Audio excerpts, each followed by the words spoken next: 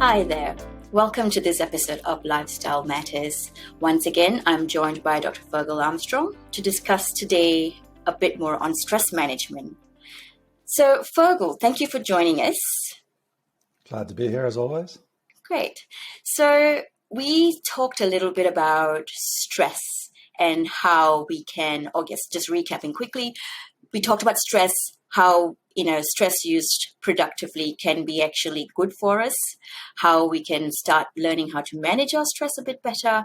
And today we were going to focus a little bit more on cognitive therapy and resilience. So what is cognitive therapy, Fergal? Would you mind taking us through that a little bit? Well, I think it's more known as cognitive behavioral therapy. CBT. So there are cognitive components to it and there are behavioral components to it. And the fundamental concept around CBT is that we cannot change how we feel, and we cannot change our automatic thoughts. And we know that our automatic thoughts create a lens through which we view the world, and that viewing of the world then causes us to experience emotions and causes us to experience behaviors. So the idea is that if we can change the lens, we can reduce the impact of our automatic thinking, of our cognitive distortions and cognitive biases.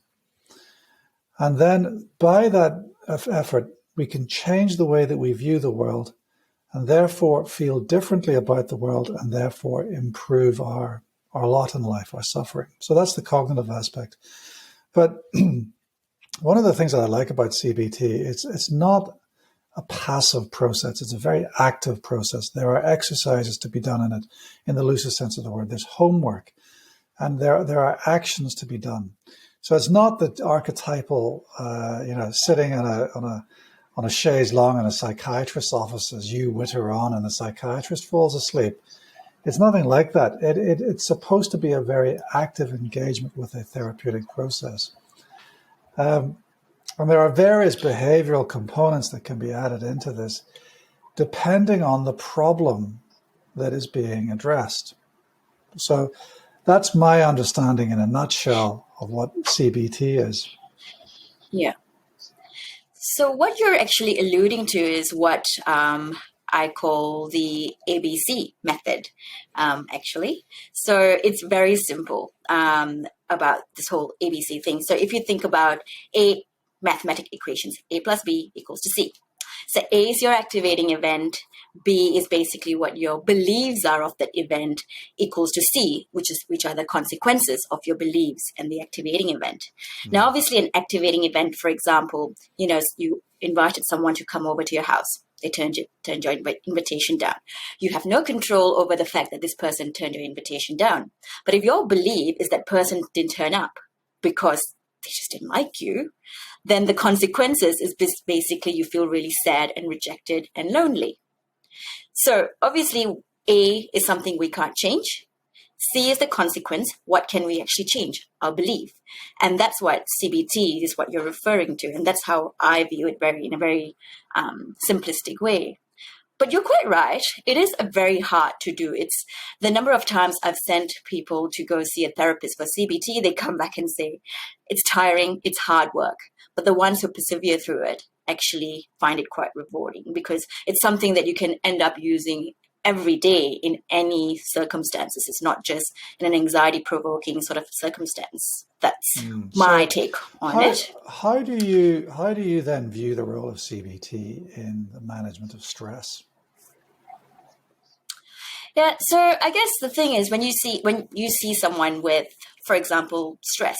So if there is an event that stresses you out, if you try to first evaluate what it is about that event that stresses you out, what your beliefs are about that stressful event, then perhaps if we can change it, that can actually eliminate or reduce your stress levels. And, CBT is not only just for stress. As we all know, CBT can be used for depression. It can be used for insomnia. It can be used for addiction. So it's it's a method that's quite widely used for a lot of issues that people face. How do you feel like it fits into stress management, Virgo? Well, for me, in terms of CBT, I like to look at the cognitive aspects and the behavioral aspects. And when I'm thinking about the cognitive aspects of CBT for people with stress, I'm particularly trying to find their cognitive bias or their cognitive distortion. So, as you say, I mean, a cognitive bias might be the world has to love me. Everyone has to love me. So therefore, if everyone has to love me, if I'm confronted with evidence that people don't love me, so if I get my invitation refused, that sends me into a paroxysm of stress, anxiety, depression. It just sends me into a spiral. So if I find that thought going through my head that everyone has to love me, then that's the time to start working on challenging that thinking process. Well, not everyone has to love you. And, then to what extent do we need people around us to love us? And how do we then nurture those relationships? Another cognitive distortion would be all or nothing thinking. So, if I fail, it's because I'm an abject failure and I'm useless. Well, that fails to recognize the positive in me. It fails to recognize the humanity in me, where we're all human. We all make mistakes. We all fail. Where none of us are perfect. Another cognitive distortion might be catastrophization, where, a trauma has happened or an upset's happened, and it's an absolute disaster. It's the worst thing that's happened in the world. It's worse than World War II, for instance, or various, global catastrophic events. I mean, another example that I really come across quite frequently is that the past equals the future. Something horrible happened to me in my past. Therefore, if I engage in that same activity, I do that same try and relate to people in a similar way, or do the similar occupation. That horrible thing is going to happen again. So reading the future is a significant cognitive distortion. And mind reading, that person looked at me because they don't like me. So these are all ways of looking at the underlying lens through which we view the world. And it is that lens that also magnifies our automatic thoughts. So our negative automatic thoughts are things like, well, I'm bad, or he doesn't like me, or the reason why I got rejected is because no one likes me. These are all automatic thoughts that get amplified by our lens, our cognitive distortion lens, to then become overwhelming and cause us suffering, to cause us our emotional response, which then causes the behavioral response after that. So that's the cognitive aspect. Looking at the behavioral aspect, the behavioral aspect can involve homework. It can involve experiments to challenge cognitive beliefs, but it can also involve a lot of behavioral interventions to treat anxiety or stress. I mean, so what do you think about the behavioral aspects of the management of stress? Yeah. Before I just jump into the behavior side of it, I just wanted to add one thing. You talked about, the lens and the emotions and things. I also think it's important to, I remember reading somewhere that we as humans tend to sort of have a lot more negative emotions than positive emotions. Many, not everyone does, but it's quite common. And in fact, to try to actually flip that away, flip that the other way around would be the best to actually increase our resiliency. So the idea is to have 3 times more than 3 times of your positive emotions than your negative emotions, and that's how you would tend to also help build resiliency. But that was just one thing I wanted to. You need 3 positive.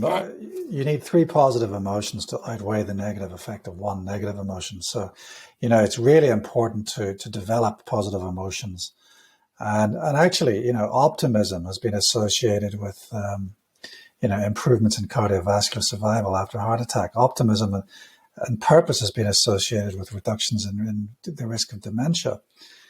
But positive emotions are very fragile, as you say. So, I'm very interested in the idea of what can we do to actually increase our positive emotions. I mean, what would you say to that? Well, what can we do to increase our positive emotions? I guess it just comes down to lifestyle medicine, doesn't it? Like, your 3 F's and your Yeah. 3 S's. So So it's about what we put into our body. Yeah. yeah. Yep. So yeah, as you say, that's the absolute foundation of the 3 F's and the 3 S's. But for me, there are specific techniques that we can engage in. So, very importantly, we need to nurture appropriate relationships in the real world. Having 1,000 Facebook friends does not cut it. You need valid, valuable, validating physical relationships in real life. I just wanted to add in there because, in this time and age right now with social media and with a lot of people going through, isolation and quarantines and things like that, everyone's on social media. And I have actually seen in my practice, there are a lot of people suffering with mental health disorders, mainly because of social media, what they've seen on Instagram, what they've seen on TikTok, and, all those sort of things. And it's actually has exacerbated and heightened mental health really in the last couple of years. Yeah. But social connectivity It is really has. important. If we take it back to when we talked Yeah. about blue zones before, like, how that good social support was one of the reasons for them to actually have such long life expectancy. So if I could just say one more thing about the value of relationships, is we know actually that validating relationships are as beneficial to people's health as smoking cessation. I mean, that's the standard, the importance of relationships and what they play in our overall health. I mean, going back to, exercises to improve our emotional well-being and improve our positive emotions, and that ratio that you were talking about. Another thing we can do is to think about our strengths and then write an inventory of strengths, and also to lever our past successes in that. Another thing we can do is to actually have fun, go out and enjoy life. Life is for fun. Another thing we can do is to be kind to one another, to provide acts of kindness. Another thing we can do is to count our blessings. So even on a miserable day, when we're having a really stressful day, understanding that there is so much in this world that we need to be grateful for, it's something that can help us reach that magic ratio of 3 to 1. So these are just things that I think of when I'm thinking about, increasing the positive emotions in my life and in the lives of patients. Okay, so I guess if my take on behavioral interventions would be along the lines of physical activity, very simply put for me, I sort of slow movements, and the other side of it is more cardio, high-paced, high-intensity sort of exercises. So things like, doing some yoga, doing some Tai Chi, doing some Pilates, those sort of things will help to sort of stretch your body out. It'll also help you relax. You practice deep breathing while you're doing those exercises. That helps to coordinate your breathing, which we tend to lose when we're a bit stressed. We start sort of hyperventilating and having abnormal breathing patterns. So these exercises, I find, helps to regulate those things and makes you feel better. And the other part of it is really the cardio bursts, which you get, where it helps to improve our dopamine levels and makes us feel better. It's the same effect that you get from eating chocolate, for example, except here you may be burning a little bit of calories instead of consuming calories, and feeling good also at the end of it. So that would be my take really on physical activity in terms of behavioral intervention. What would your take be on that, Fergal? Well, it's beyond exercise. We know that there are certain behavioral techniques that are very good at causing relaxation. They're relaxation therapies. And so I think of grounding, I think of guided imagery, I think of autogenic training, I think of progressive muscle relaxation, and I think also of square breathing. So we can talk a little bit about these techniques. So, I mean, grounding, first of all, what is grounding? Yeah, so grounding is something that I think there's different ways of different names for it, and that was something that when I heard about it was something that the war veterans used to help them sort of break that cycle out of that vicious cycle of anxiety or stress that they're in. So the idea is actually using your five senses. So basically, you ask yourself, what can you see, what can you hear, what can you taste, what can you smell, and what can you feel. So some people call that the 5 4 3 2 1 method. And basically 5 4 3 2 1 is basically five things you see around you, four things that you can touch around you, three things that you can hear around you, two things that you can smell, and one thing that you can taste. And that actually helps to just bring you back from that sort of vicious cycle of anxiety and stress that you go through, because that's just what happens. It breaks it off, and you end up using your senses too. Yeah. Yeah.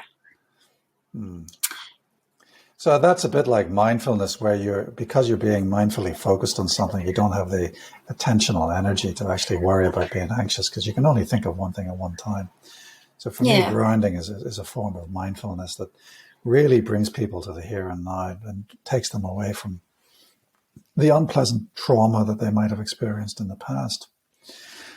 And then we have things like autogenic training. And so, I mean, taking that a step further, that's where people can learn to effectively exert their own mind control over their own body. So people can learn via feedback mechanisms to reduce their heart rate, or to, make your right palm sweat, or dry up your left palm. So you can use autogenic training to actually reduce the physical response to stress. So your heart rate can slow down, your breathing can slow down, your sweating can reduce. So that's another way of, again, treating the physical manifestations of stress. And that breaks the stress, anxiety, bodily sensations causing more stress and anxiety. It breaks that vicious circle. And then we have square breathing. Would you like to take us through what that is? Okay, so I guess square breathing is basically, I usually sort of get someone to use their hand, because it helps to focus while they're doing the breathing. So you take a deep breath in over 3 counts, or just draw your finger across your palm, taking a deep breath in slowly, going down, deep breathing out, breathing in and breathing out. Don't do it slowly. So you count 3 counts going in, up and down. And that I find is quite helpful too. What about the other technique that we were alluding to earlier about more muscle use, progressive muscle relaxation? What is that, Fergal? Yeah, PMR. I mean, when I first heard of PMR, I thought it was polymyalgia rheumatica, but it's not. It's progressive muscle relaxation. And basically, it just means that you basically tense and then relax every muscle in your body. So you can do this if you're in a job interview situation, for instance. You can just sit there and just clench your right hand and then relax, and then clench your triceps and biceps together and then relax, and then do the same on the other side, and then clench your pecs and your lats. You can literally work around each muscle group. And if you tense the agonist and antagonist muscle groups at the same time, you don't have to move. But that act of tensing those muscles, followed by relaxation overall, then allows us effectively to burn off all the adrenaline and the stress in our body, to then calm things down and relax again. So that's something that people can do if they're feeling stressed in a particular situation as well. Clearly, there are multiple ways we can find to relax ourselves. Everyone will find something different that works for them. And I think it's a matter of, and this is what I tell my patients, I give them a sheet, say, these are the potential exercises, give them all a try, rate it out of 10, see what works best for you when you're stressed, and use them the next time you're stressed. But obviously, you've got to put the work in. That's what I think we've been driving towards, CBT, stress management. They all come down to putting in some work. We can't just get rid of it just so easily, unfortunately. But once we do, we can actually, function better and feel better. Well, that's all for today's episode. Thanks, Fergal, for your time. And I look forward to chatting with you in the next episode.